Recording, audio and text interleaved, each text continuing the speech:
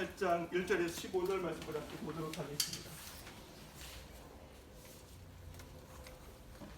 8장 1절에서 15절 말씀입니다. 우리 한 절씩 우리 교독하도록 하겠습니다. 8장 1절 제가 먼저 받들어 봉독합니다. 예수께서 산에서 내려오시니 수많은 무리가 따르니라. 한 남자가 나와 자라며 이르되 주여 원하시면 저를 깨끗하게 하실 수 있나이까 하거늘 예수께서 손을 내밀어 그에게 대시며 이르시되 내가 원하노니 깨끗함을 받으라 하시니 즉시 그의 병이 깨끗하여 진지라. 예수께서 이르시되 삼가 아무데로 이르지 말고 다만 가서 제사장에게 몸을 보고 모세가 명한 예물을 드려 그들에게 제사하라 하시니라. 예수께서 가버나움에 들어가시니 한 백부장이 나와 간구하여 이르되 주여 내 아들이 중풍병으로 집에 누워 묵기 싫어하나이다. 이르시되 내가 가서 고쳐 주리라. 백부장이 대답하여 이르되 주여 내 집에 들어오심을 감당하지 못하겠사오니 다만 말씀으로 삼가옵소서. 그러면 내 하인이 앞에서 나가리라. 나도 남의 수하에 있는 사람이요 내 아래에도 군사가 있으니 이더러 가라 하면 가고 저더러 오라 하면 오고 내 종도로 이것을 하라 하면 하나이다. 예수께서 들으시고 놀랍게 여겨 따르는 자에게 이르시되 내가 진실로 너희에게 이르노니 이스라엘 중 아무에게도 이만한 믿음을 보지 못하였나이다. 또 너희에게 이르노니 동초로부터 많은 사람이 이르러 아브라함과 이삭과 야곱과 함께 천국에 앉으려니와 그 나라에 본 자손들은 각각 얻은 데 쫓겨 거기서 울며 이를 하게 되리라. 예수께서 백부장에게 이르시되 가라 내 믿는 대로 될지어다 하시니 그 즉시 하인이 나으리라. 예수께서 베드로의 집에 들어가사 그의 장모가 열병을 앓아 누운 것을 보시고 함께 했습니다. 그의 손을 만지시니 열병이 떠나가고 여인이 일어나서 예수께 수종 들더라. 는 살아계신 하나님의 말씀입니다. 아멘. 오늘 말씀의 제목 우리 함께 크게 한번 읽어보겠습니다. 시작. 지금 우리의 기도는 네, 오늘 말씀의 제목은 지금 우리의 기도는 이라는 제목으로 하나님 말씀을 우리가 이 시간에 함께 살펴보도록 하겠습니다. 오늘 좀 기도에 대해서 조금 우리가 오늘 예배 시간에 저와 여러분들이 좀 말씀을 통해서 다시 한번 생각하고 하나님께서 우리에게 말씀하시는 그 기도의 그 내용이 무엇인지 짧은 시간 함께 좀 보았으면 좋겠습니다. 우리 성도님 한 주 평안하셨습니까? 네. 성도님 얼굴 뵐 때마다 참 한 주가 너무 좋아요. 이렇게 얼굴 이렇게 보면 또 여러분들 얼굴이 위로고 격려고 복인 것 같습니다. 한 번 뵐 때마다 너무 힘이 됩니다. 네, 정말이에요. 힘이 되고 너무 감사한 시간이에요. 그래서 주일날 이 시간이 참 기대가 되고 기다려져요. 유관임 목사님, 용수 집사님 아침에 잠깐 차 마시면서 나눴던 것처럼 참 이 시간이 너무 복된 거예요. 주일. 참 하나님께 주일을 허락하지 않았으면 참 어떻게 할 뻔했나 그런 생각도 들기도 해요. 간혹 가다가 왜 너무 이 시간을 통해 하나님 주시는 은혜가 크기 때문에 그래요. 이 시간을 통해 하나님께서 한 주를 또 살아갈 수 있는 그 힘을 우리에게 부어주시기 때문에 너무 귀하고 복된 거예요. 이 자리, 이 장소, 이 시간들이. 그래서 오늘도 하나님께 동일하게 우리 가운데 부어주실 그 은혜를 저는 기대하고 또 하나님께 여러분들 마음 가운데 또 심어주실 그 말씀들을 기대하면서 오늘 말씀을 함께 보도록 하겠습니다. 우리 오늘 말씀의 내용들 우리 박도사님 너무 잘 아시는 말씀이겠지만 우리 오늘 말씀에 보면 세 명의 인물이 등장하게 됩니다. 첫 번째는 나병 환자가 이제 등장하게 되고 두 번째는 백부장이 등장하게 되고 세 번째는 베드로라고 하는 예수님의 제자가 등장을 하게 됩니다. 오늘 이 세 명의 인물을 통해서 우리가 기도에 대해서 우리가 좀 생각하자고 이제 제가 서두에 말씀을 드렸는데 정말 우리가 신앙을 가진 하나님의 자녀로서 아버지 앞에 우리가 어떻게 기도를 해야 되는지, 그리고 아버지께서 원하시는 그 기도의 그 내용, 우리에게 기도를 주신 그 목적과 이유가 무엇인지 한번 우리가 생각해 보았으면 좋겠습니다. 우리의 기도, 오늘 이 세 명의 인물을 통해서 우리의 기도는 반드시 진전되어야 한다라고 하는 거예요. 우리의 기도는, 그리고 우리의 기도는 발전해 가야 된다라고 하는 겁니다.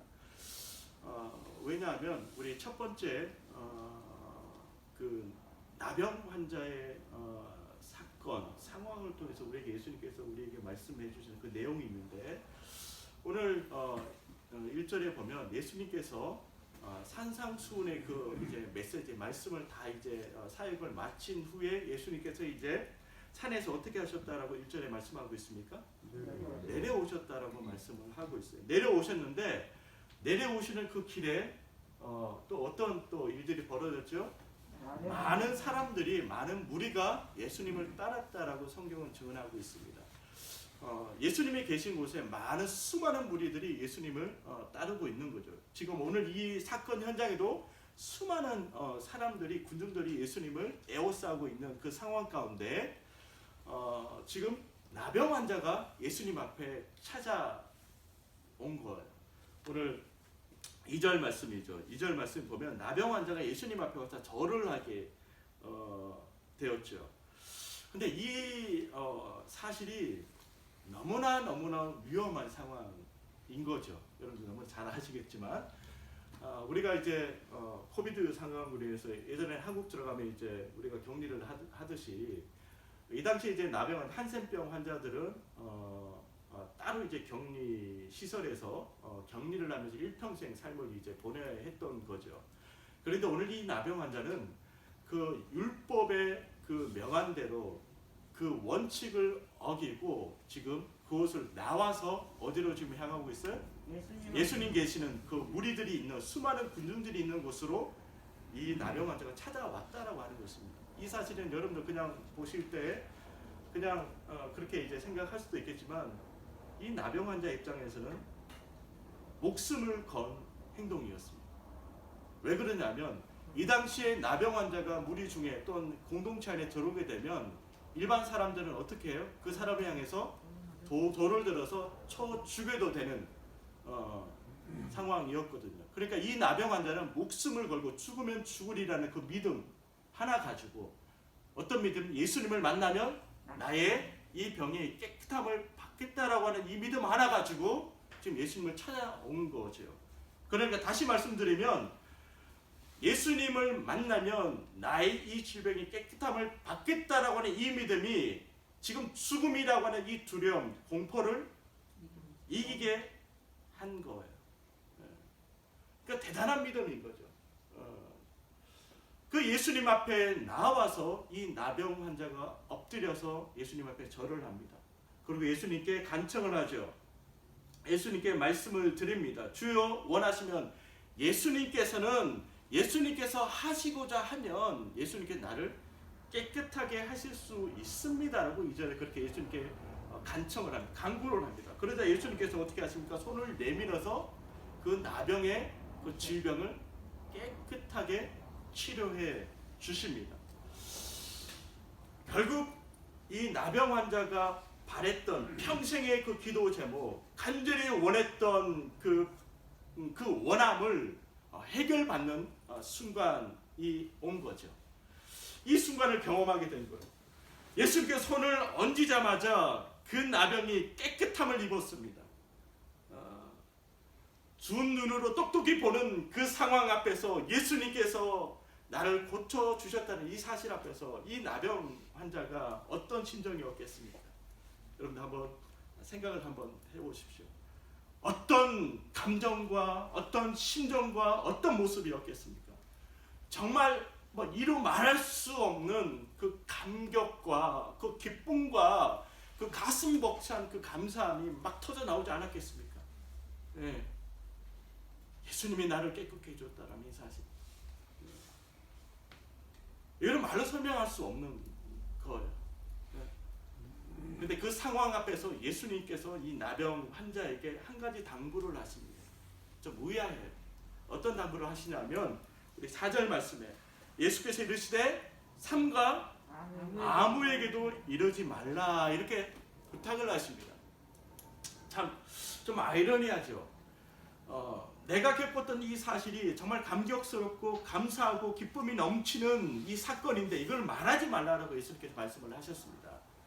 우리는 보통 흔히 우리가 정말 감격스러운 일, 정말 좋은 일, 감사한 일, 기쁜 일을 우리가 당했을 때 당연히 우리는 주위에 있는 사람들에게 어떻게 해요? 알리죠. 뭐 자랑하고 싶어서 너무 막 몸이 근질근질해서 전화해서 우리 집사님들은 오늘 커피 한 잔해 그러면서 나오라 그래서 막 이제 풀어놓는 거죠. 우리 아들이 이랬어, 우리 남편이 이랬어, 너무 막 감사해. 그러면서 막 이렇게 그게 우리 보편적인 우리의 모습이라는 거죠. 그게 우리의 모습이에요. 이 나병 환자도 그러지 않았겠습니까? 돌아가서 왜냐하면 예수님께서 말씀하셨어요. 삼가 아무에게도 그 얘기를 하지 말라고 말씀하시면서 예수님께서 그렇게 말씀하셨죠. 제사장에 가서 내 몸을 보이고 합당한 예물을 드린 후에 네가 완치 판정을 받았다라는 그 확인서를 가지고 정상적인 공동체에 돌아가라고 예수님께서 그렇게 말씀을 하셨거든요. 그러니까 이제 완치 판정이 이제 나오는 그 순간 이 나병 환자는 정상적인 생활로 돌아가는 거예요. 그래서 일도 하게 되고 가정으로 다시 돌아가서 정상적인 생활을 이제 할 수 있는 지금 상황이 온 거죠. 그러니까 얼마나 그 기쁨은 그 감사는 이루 말할 수 없는 거였겠죠. 그런데 예수님이 말하지 말라고 말씀하신 거죠. 누가 고쳐줬는지, 네가 어떻게 해서 나음을 입었는지 절대로 말하지 말라는 거죠. 왜 예수님께서 말하지 말라고 했을까? 예수님께서 이 감격스럽고 좋은 일이고 기쁜 일로 감사한 이 사건, 이 벌어진 이 일을 왜 말하지 말라고 했을까? 여러분들 여기서 우리가 한번 좀 생각해 보아야 됩니다. 기도에 대해서. 왜 그러냐면 예수님께서 이 땅에 오신 목적이요. 우리 육신의 질병만을 고치기 위해서 오신 게 아니라고 하는 것을 명확하게 못을 박는 지금 상황이라고 하는 거예요. 예수님께서 오신 목적은 우리 지난주에 살펴본 것처럼 마태복음 20장 28절 말씀에 내가 온 것은 섬김을 받으려 하며 섬겨주고 자기 목숨을 많은 사람의 대성물로 내어주기 위함이다라고 예수님께서 오신 목적을 말씀해 주셨어요. 그리고 요한복음 10장 10절 말씀에 도적의 온 것은 도둑질하고 죽이고 멸망시킬 뿐이지만 내가 온 것은 양으로 생명을 얻게 하고 더 풍성히 얻게 하기 위함이다라고 예수님께서 이 땅에 오신 목적을 분명하게 말씀하고 있습니다. 그러니까 예수님께서 이 땅에 오신 목적은 무엇과 규결됩니까? 모든 것이 바로 생명과 규결됩니다. 생명과.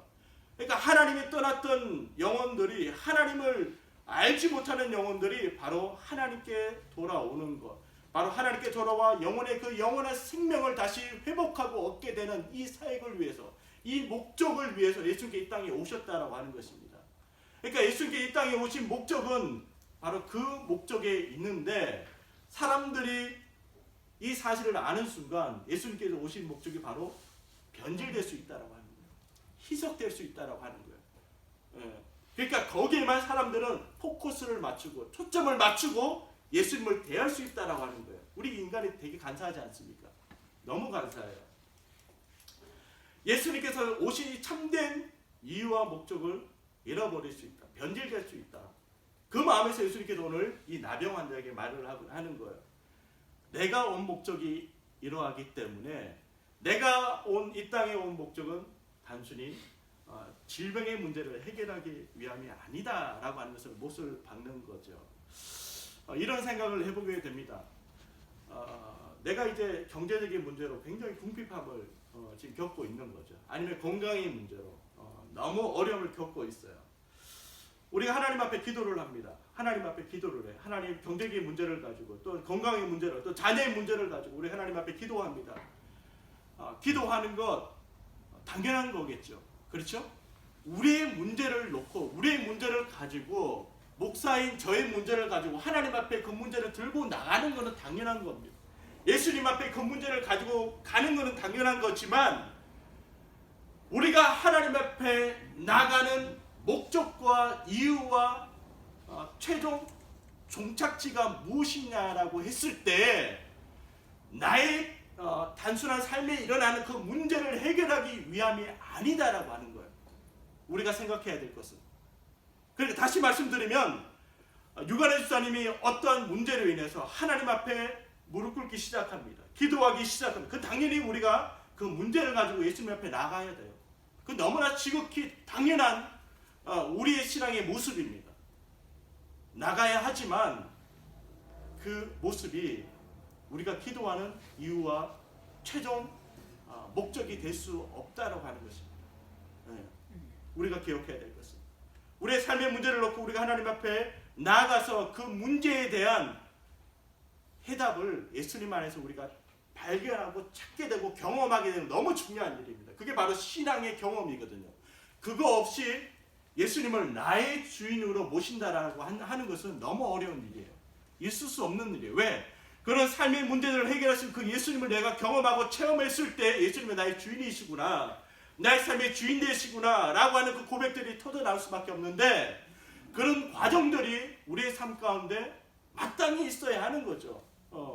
그런 경험을 통해서 예수님을 알게 되고 그 예수님의 그 신실함을 우리가 경험하게 되는데, 근데 우리의 삶 가운데 문제는 뭐냐면 거기에 우리의 모든 신앙과 우리의 모든 삶이 거기에만 우리가 초점을 맞추고 있다라고 한다면 일평생 그렇게 우리가 신앙생활하고 일평생 나의 문제만 해결하기 위해서 예수님과의 거래를 하고 예수님과의 관계를 하고 예수님과의 신앙의 모습을 이어간다라고 한다면 결단코 우리의 신앙의 모습과 기도는 건강하지 못한다라고 하는 거예요.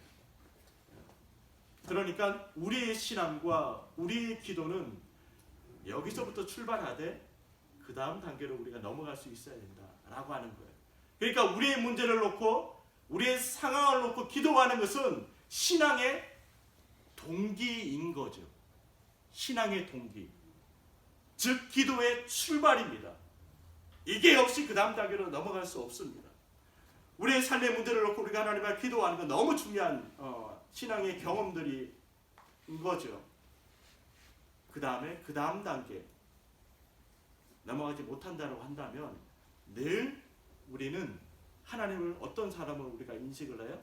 말은 하지 않지만 표현을 들어서 제가 말씀드려요. 하나님을 알라딘 죄송합니다. 요술램프로 하나님을 인식한다. 알라딘으로 하나님을 인식한다라고. 그렇기 때문에 문제만 있으면 요청하는 거예요. 하나님, 기도하기 시작. 문제만 벌어지면, 내 문제가 터지면 그때 요청을 드리는 거죠. 그러니까 하나님이 하나의 그 사람의 뭐가 돼요? 비서가 되는 거예요. 여러분들 그렇게 신앙생활을 하시는 분들이 참 많이 있습니다. 그게 신앙이라고 생각해요. 그래서 간절히 부르짖고 기도하는데 그 기도 내용을 자세히 들어보면 하나님을 비서로 여겨요. 하나님, 내가 이런 문제 있어서 하나님 해결해 주세요. 나의 원행과 나의 바람이 이거니까 하나님 해결해 주세요. 하나님 해결해 주면 할렐루야예요. 하나님 해결해 주면 하나님이 살아계신다. 그렇게 고백해요. 그런데 그 뜻이 이루어지지 않잖아요. 본인의 그 바람과 원함이 이루어지지 않잖아요. 그러면 원망해요. 하나님, 내가 어떻게 했는데? 하나님, 내가 하나님 앞에 어떻게 했는데? 원망하기 시작하는 거예요. 그러니까 결국 신앙이 건강하지 않은 거죠. 아직까지 어린아이 신앙의 모습으로 살아가는 신앙인들이 너무 많다라고 하는 거예요. 우리의 신앙, 우리의 기도, 이것을 통해서 이 출발을 통해서 그 다음 단계로 우리가 넘어갈 수 있어야 된다. 그게 바로 뭐냐면 오늘 두 번째 등장하는 우리 인물 백부장의 이제 모습이에요. 백부장이 예수님 앞에 찾아왔어요. 예수님 앞에 나와왔어요.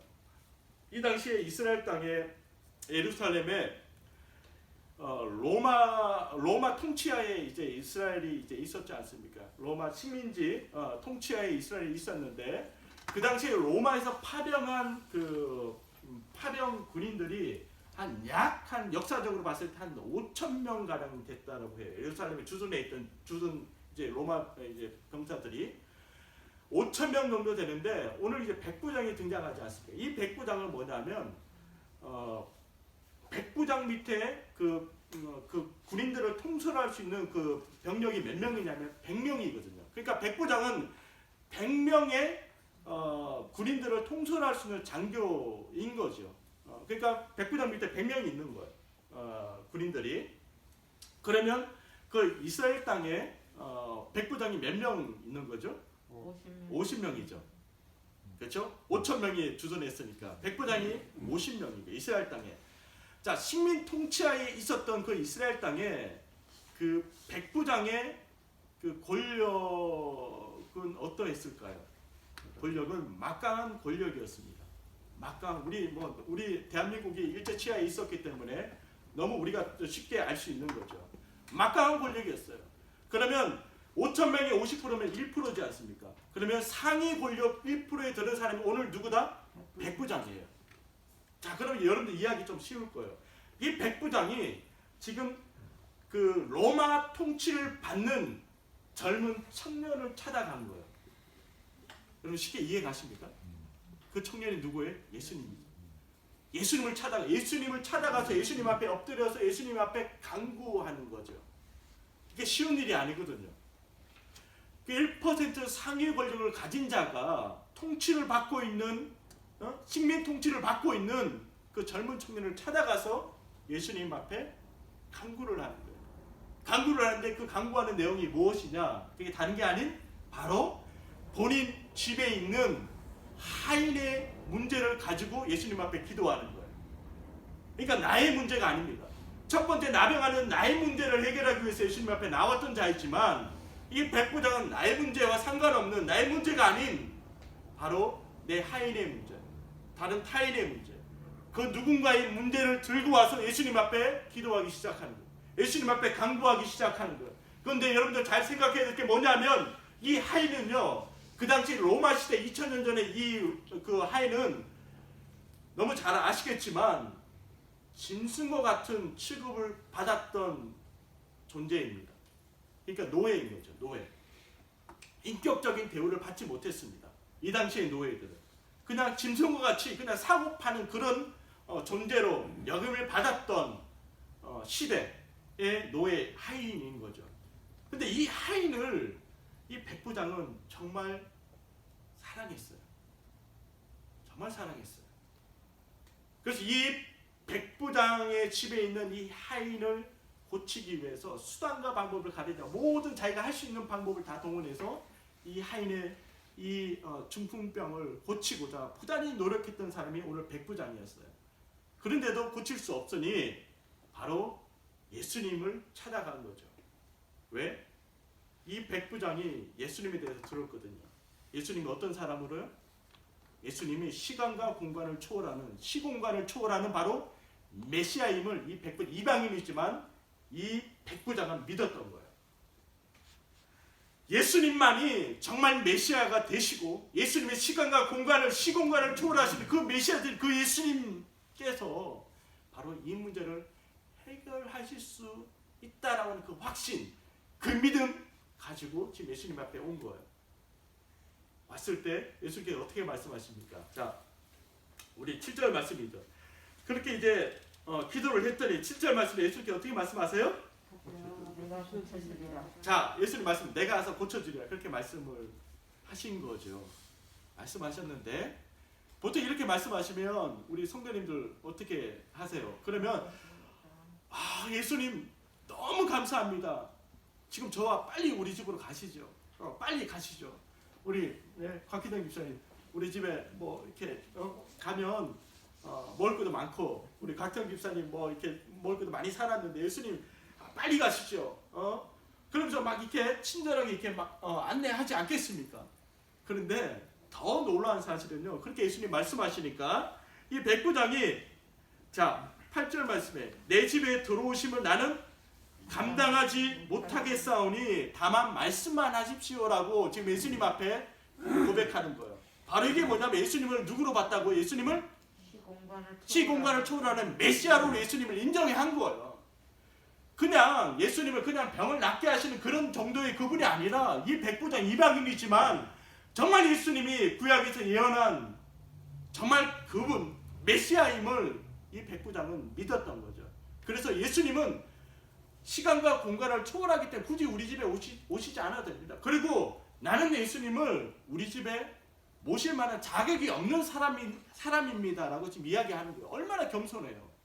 겸손해요. 얼마나. 그러니까 예수님 앞에서 본인의 그 존재를 아는 거예요. 이 메시아 되신 그분 앞에서, 예수님 앞에서 아는 내 존재가 어떠한 존재인지 아는 거죠. 그러니까 우리가 하나님 앞에 서면요, 예수님 앞에 서면 우리가 하염없이 엎드릴 수밖에 없는 존재가 바로 우리예요. 네. 근데 그 하나님을, 그 예수님을 우리가 바로 알지 못하면 끊임없이 인간은 교만한 거죠. 내가 다 할 수 있다라고 하는 거죠. 근데 하나님을 만나면, 예수님을 만나기 시작하면 그 예수님 앞에 우리가 무릎 꿇을 수밖에 없어요. 네. 그분의 위엄 앞에, 그분의 존재 앞에 우리가 엎드려 경배할 수밖에 없는 거죠. 네. 높으신 하나님, 크신 하나님, 아까 우리 김원장님 전능하신 하나님, 그 하나님 앞에 설 때 우리가 떨릴 수밖에 없는 그 경외함이 나오는 거죠. 하나님의 그 위대하심. 이 백부장이 그 예수님 앞에서 나는 자격이 없는 자입니다. 우리 집에 감당할 수 없습니다. 그러니까 메시아 되신 예수님 말씀만 해주십시오. 말씀만. 예수님은 하실 수 있는 분입니다. 인정하고 고백하며 그렇게 선포했을 때 예수님께서 어떻게 말씀하십니까? 10절 말씀에 예수께서 들으시고 어떻게 하셨다고요? 놀랍게 여겼다라고 오늘 성경은 말씀하고 있습니다. 그 백부장의 그 고백, 정말 그 고백 앞에 예수님께서 감탄하셨어요. 정말 놀라운 일이 벌어진 거죠. 예수님 감탄하셨어요. 감탄하시고 다른 자들에게 이르시되 내가 진실로 너에게 이르노니 이스라엘 중 아무에게서도 이만한 믿음을 보지 못하였다.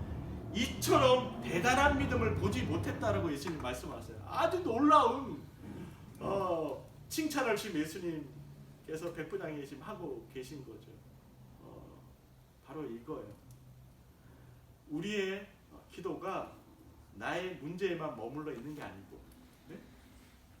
그 다음 단계로 우리가 넘어야 되는데 내 이웃의 문제, 다른 누군가의 문제를 들고 우리가 예수님 앞에 나아갈 때 예수님께 그 기도를 들으시고 역사하신다라고 하는 것입니다.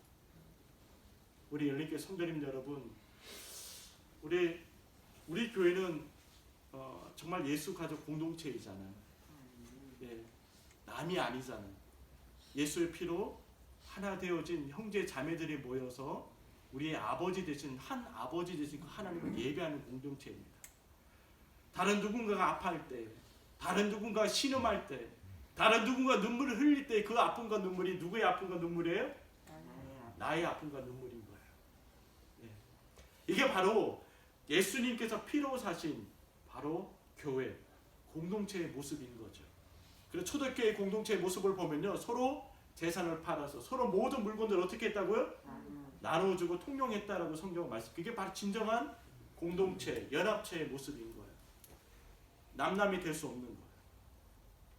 비록 피는 섞이지 않았지만 예수의 피로 하나 되어진 이 공동체가 정말 서로를 위해서 끊임없이 중보하고 기도하고 그 모습 가운데 하나님께서 역사하시는, 하나님께서 응답하시는, 하나님께 길을 열어주시고 길을 인도하시는 그 아름다운 하나님의 그 기도 역사들이 날마다 우리 가운데 충만할 수 있기를 간절히 축복합니다. 아멘. 그러한 증거들이 우리 가운데 날마다 있기를 간절히 축복해요. 아멘. 그래서 하나님께서 중보 기도를 이렇게 강력하게 강하게 들으시구나. 그렇구나. 하나님께서 우리의 기도를 이렇게 한 단계 업그레이드 시키시는 이유가 여기에 있구나. 이 영적인 비밀을 우리가 붙들고 날마다 우리 선교사님을 위해서, 날마다 내 이웃을 위해서, 아직 예수 믿지 않지만 힘기어하는 그 이웃을 위해서 축복하며 기도하는 우리의 모습들이 있기를 간절히 축복합니다. 아멘. 그 다음에 우리의 기도가 어디까지 가야 되냐면, 기도의 종착지, 기도의 마지막이 어디냐면 여기서 끝나는 게 아니라 바로 오늘 베드로의 모습입니다. 베드로의 모습을 우리 한번 볼까요? 예수께서 베드로의 집에 들어가셨어요. 들어가셨는데 예수님께 어떤 광경을 지금 목격하고 계십니까? 베드로의 장모가 열병으로 지금 누워 있습니다. 정말 목숨이 위태로운 지금 상황에 지금 놓여져 있습니다. 놓여져 있는데, 자, 우리 베드로의 상황을 우리 한번 성경으로 돌아가서 우리 한번 생각을 한번 해보도록 하겠습니다. 여러분들이 베드로였다면, 우리 유영식 집사님 베드로였다면 예수님이 오셨어요, 집으로. 그러면 지금 장모님이 열병으로 누워 계신다는 거예요. 지금 사경을 헤매고 있어요. 그럼 예수님이 오셨어요. 그럼 예수님을 봤을 때 뭐라고 이야기하겠습니까? 장만 고쳐달라고. 그렇죠. 예, 우리 고창렬 집사님, 예수님 오셨어요. 예수님은 하실 수 있거든요. 하나님이시니까. 그래서 예수님 앞에 이렇게 얘기했을 거예요, 베드로가. 왜 이제 오셨습니까? 잘 오셨습니다. 네, 정말 예수님을 기다리고 있었습니다. 지금 우리 장모님이 이런 상황입니다. 예수님 빨리 고쳐주십시오. 다른 어떤 것보다 예수님 다른 거 하지 마시고 우리 장모님 빨리 고쳐주십시오 라고 요청했을 거예요. 근데 오늘 내용 보면 그런 내용이 있습니까? 없습니까? 일체 없습니다. 그 상황임에도 불구하고 예수님께서 그 베드로의 집에 들어왔을 때 베드로가 예수님께 그런 요청을 하지 않습니다. 간청을 하지 않습니다. 기도하지 않습니다. 그런데 15절 말씀에 우리 다 함께 읽겠습니다. 시작. 열병이 떠나가고 여인이 일어나서 예수께 수종 들더라. 아멘. 자, 예수님께서 베드로의 집에 오셨어요.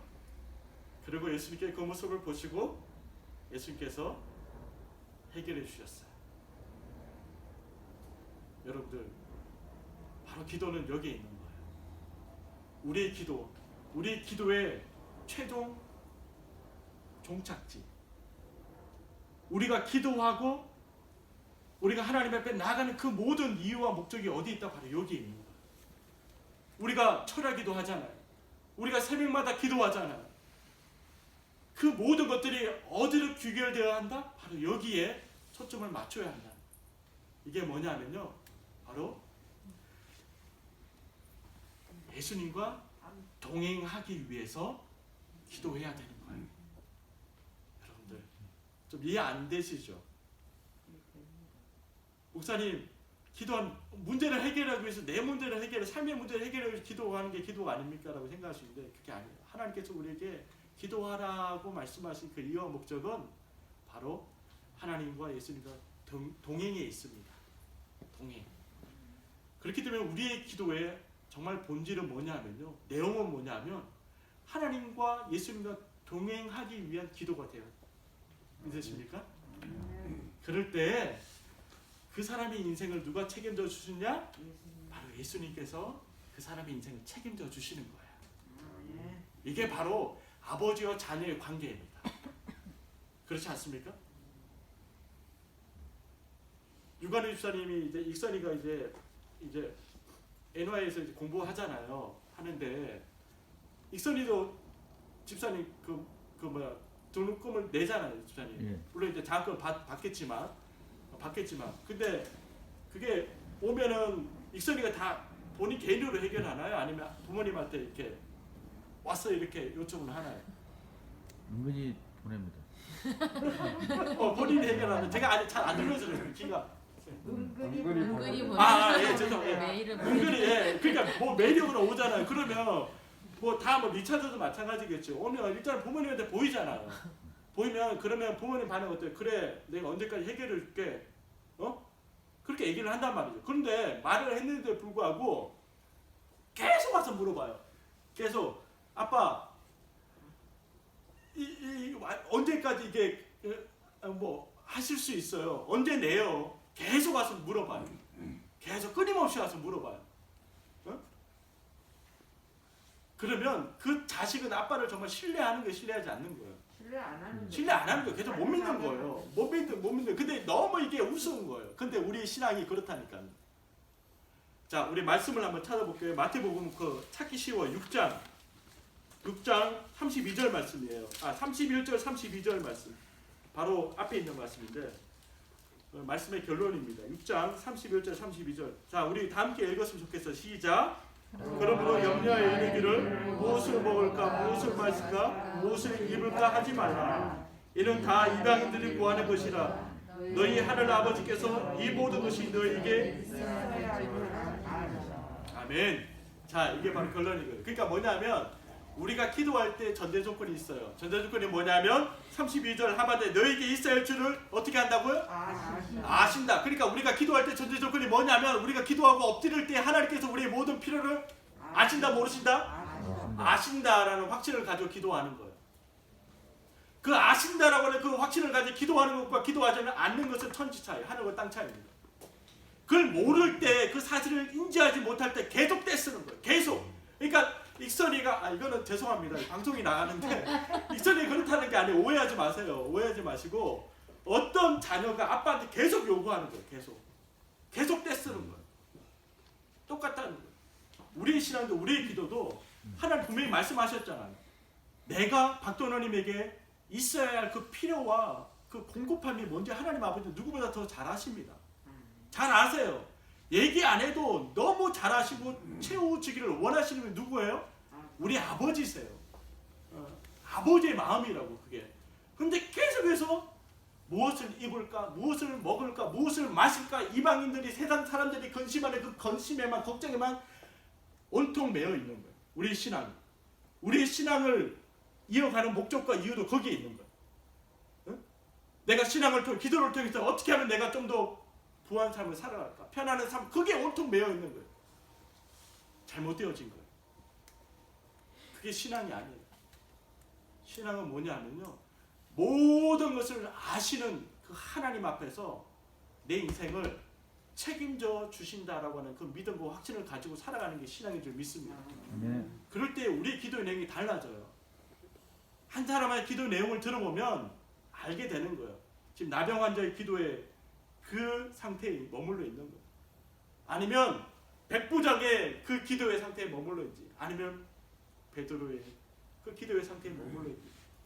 바라기는 우리 이렇게 모든 성도님 한 분 한 분이 정말 예수님과 함께 동행하기 위한 기도가 끊이지 않길 간절히 축복합니다. 아멘. 그럴 때 우리 성도님 교우들 한 사람 한 사람, 그리고 가정마다, 기업마다, 직장 가운데 하나님 필요를 아시기 때문에 다 채워주시는, 그걸 경험하게 되는 거예요.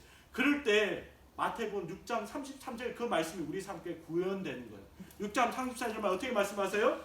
그런즉 너희는 먼저 그의 나라와 그의 의를 구하라고 말씀하신, 이게 그냥 되는 게 아니에요. 이게 그렇기 때문에 우리가 먼저 그의 나라와 그의 의를 구할 수 있는 거예요. 왜요? 하나님께 내 인생을 다 책임지시고 아시기 때문에 그렇습니다. 그 확신과 믿음이 있기 때문에 가능한 일들이거든요. 예. 근데 이걸 알지 못하면요, 이 사실을 우리가 붙들고 있지 않으면 절대로 먼저 그의 나라와 의를 구하지 않습니다. 왜? 세상이 먼저거든요. 환경이 더 크게 보이고 환경이 먼저거든요. 바로 말씀이 없기 때문에, 하나님의 그 마음을 모르기 때문에, 하나님 그 뜻을 우리가 깨닫지 못하기 때문에 세상만 보이게 되는 거예요. 신앙생활도 세상의 기준대로, 판단대로 하게 되는 거죠. 하나님 말씀하십니다. 내려놓으라고 말씀하세요. 내려놓을 때, 너희 생각을 바꿀 때 바로 하나님께서 우리 기도에 신실하게 일하시고 응답하시는 것을 보게 될 거라고 말씀하십니다. 우리 요한복음 15장 7절 말씀, 우리 마지막으로 보고 우리 말씀을 맺도록 하겠습니다. 15장 7절 말씀입니다.